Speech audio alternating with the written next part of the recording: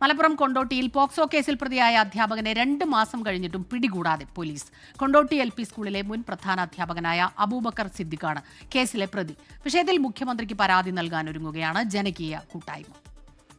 ഇതുവരെയായിട്ട് പോലീസിന്റെ ഭാഗത്ത് നിന്ന് ഒരു അന്വേഷണത്തിന്റെ ഒരു രീതിയിൽ നമുക്ക് പൊതുജനങ്ങൾക്ക് അറിയാൻ കഴിഞ്ഞിട്ടില്ല.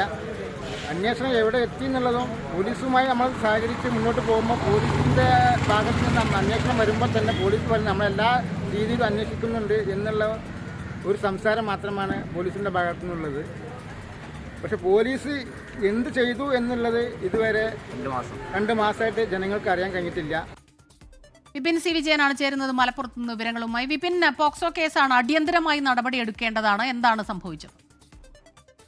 അതെ സ്മിത, പക്ഷേ ഒരു നടപടിയും ഇതുമായി ബന്ധപ്പെട്ട് ഈ പ്രതിയെ പിടികൂടാൻ കഴിഞ്ഞിട്ടില്ല. LP സ്കൂളിലെ മുൻ പ്രധാന അധ്യാപകനായിരുന്നു. 2022 മുതൽ 2025 അയാൾ വിരമിക്കുന്നത് വരെയുള്ള ഒരു കാലഘട്ടത്തിൽ ഈ 3 വർഷം വിദ്യാർത്ഥിനിയെ ലൈംഗികമായി പീഡിപ്പിച്ചു എന്നുള്ളതാണ് പരാതി. അതിനുശേഷം നടന്നിട്ടുള്ള ഒരു കൗൺസിലിംഗിൽ ഈ വിദ്യാർത്ഥിനി ഇതെല്ലാം തന്നെ തുറന്നു പറയുകയും അങ്ങനെ ഈ രക്ഷിതാക്കളും അധ്യാപകരും കൂടി പോലീസിൽ പരാതി നൽകുകയുമായിരുന്നു. അന്ന് പോക്സോ കേസ് വകുപ്പുകൾ പ്രകാരം കേസെടുത്തു എന്നുണ്ടെങ്കിലും ഇപ്പോഴും ഈ പ്രതിയെ പിടികൂടാതെ അയാൾ കാണാമറയത്ത് തന്നെയാണ്. പോലീസ് വിദേശത്തേക്ക് കടക്കാതിരിക്കാൻ ലുക്കൌട്ട് സർക്കുലർ ഇറക്കി എന്നെല്ലാമാണ് പറയുന്നത്.